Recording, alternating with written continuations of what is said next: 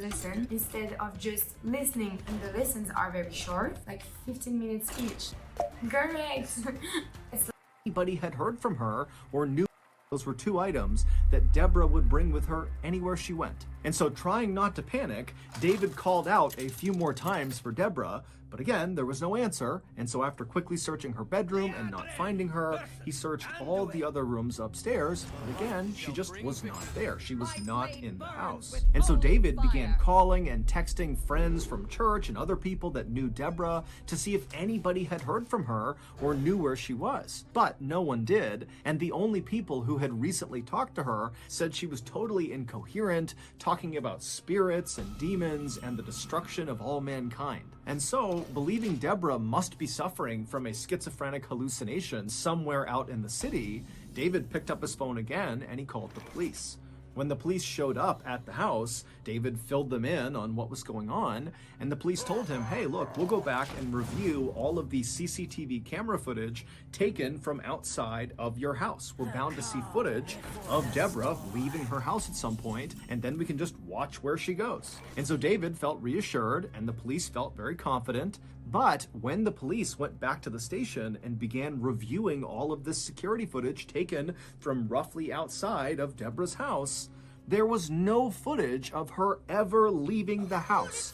There was only footage the day before of Deborah going into the house, but she never left. And so naturally, the police went back to Deborah and David's house, and they thoroughly searched that house, believing Deborah had to be in there somewhere. But despite searching everywhere in this house, in every crawl space, in the attic, the basement, every closet, everywhere, she wasn't there. It would take the police nearly a month, but they would eventually figure out where Deborah went.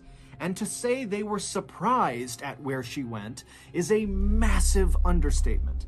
But to understand what happened, we have to go back to the very beginning of Deborah's very strange disappearance story.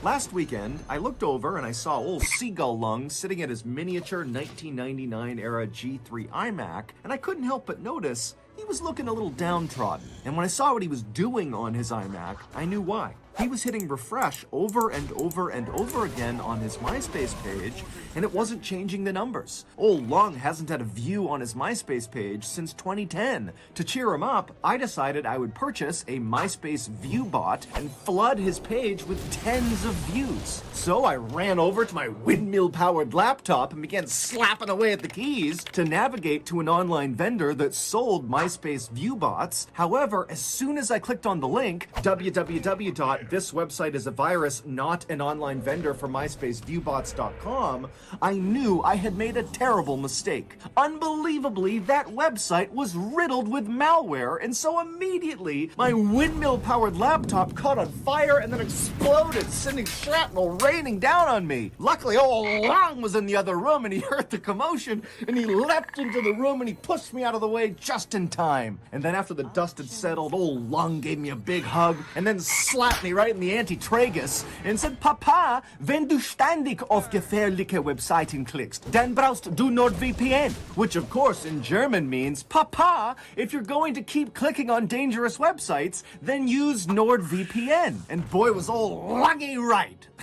A VPN, or virtual private network, is a service that keeps you safe when you browse the internet, and NordVPN is the brand name in the VPN space. Not only will NordVPN keep your data safely behind their wall of next-generation encryption, but also, most importantly, they will block malware hosting websites and annoying pop-up ads and botnet control. So, if your online shopping seems to always turn into explosions and other various catastrophes caused by malware-hosted websites, then you need to take old Lungy's advice too and sign up for NordVPN today. Right now, you can sign up for a 2-year plan at a huge discount, plus get 4 additional months for free when you go to nordvpn.com/MrBallin. And it's risk-free with Nord's 30-day money-back guarantee. That's nordvpn.com/MrBallin, or click the link in the description below.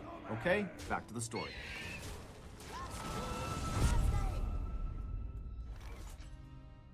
It all started about 10 months before Deborah actually went missing in August of 2020. That month, Deborah met a 36-year-old woman named Gemma Mitchell at one of her church prayer groups. Like Deborah, Gemma was very religious, and so the two women became fast friends despite being 30 years apart in age. Deborah would confide in Gemma about her mental health struggles, and Gemma would confide in Deborah about her house/financial troubles. Basically, Gemma, a couple years earlier, had given money to a contractor to fix up her house, but the contractor had taken her money, not done any work, and then run off, basically robbing Gemma. But Gemma really needed to do these renovations, and so she wound up hiring a second contractor who did begin work, but during this process, Gemma realized she would never be able to recover the money that was stolen from her from the first contractor, and so when she realized she wasn't going to get that money, she knew she would not be able to fully pay the second contractor for his work.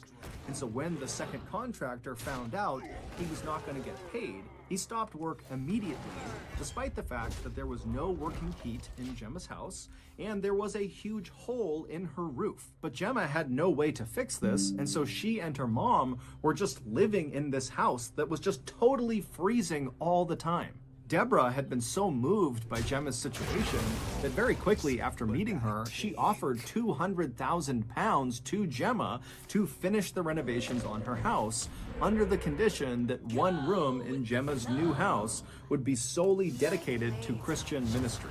Gemma was overwhelmed with gratitude. She could not believe that Deborah was willing to do this for her. And so, of course, she agreed to her terms without any hesitation. After that, the two women began texting all the time about this renovation project. Deborah would suggest paint colors and different things to do with the inside of the house, and Gemma would text updates about the different contractors she had talked to who could do pieces of the renovation. Deborah was always inviting Gemma over to her house, and she even began referring to Gemma as her sister. And Gemma loved it, because Gemma actually had always wanted to be much closer with her own biological sister, but they had kind of drifted apart. And so for Gemma, Deborah really did feel like the sister she was supposed to have.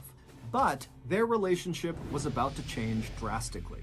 In May of 2021, so 8 months after the two women met for the first time, and 1 month before Deborah would vanish, Deborah was forcibly injected with that antipsychotic medication in order to combat her paranoid schizophrenia. And right after Deborah got this injection, she began treating Gemma totally differently.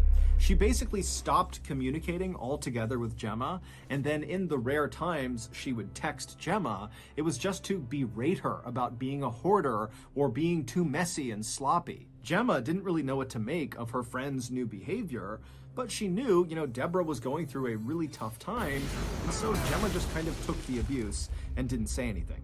When Gemma did try to talk to Deborah by asking about the renovation project, which was quickly approaching on the horizon, Deborah would tell Gemma not to talk about it, that it was too stressful and just don't bring it up again. And then one day, Deborah just called Gemma out of the blue and said, "I'm not funding the renovation anymore, it's over, you're on your own." Gemma felt totally devastated and pleaded with Deborah to please reconsider. But Deborah was not about to change her mind, and in fact, on this call, she would tell Gemma, hey, you should just sell your house. And in fact, until you sell your house, don't contact me. And then Deborah hung up. Gemma didn't know what to do. She felt like she really could not sell her house because it was kind of like a family heirloom that had been passed down for generations, and so it just felt wrong to sell it.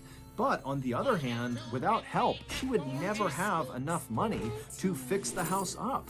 And so she was totally stuck, and she felt like her only option was to go to Deborah and have one more conversation and just really plead her case and see if maybe there was some chance Deborah would change her mind. So on the morning of June 11th, 2021, so this is the day that Deborah goes missing, Gemma showed up on Deborah's porch and rang her doorbell. She arrived just after David had left for work. A few moments later, Deborah slowly made her way to the door. She opened it up. She saw Gemma out there and asked, what's going on?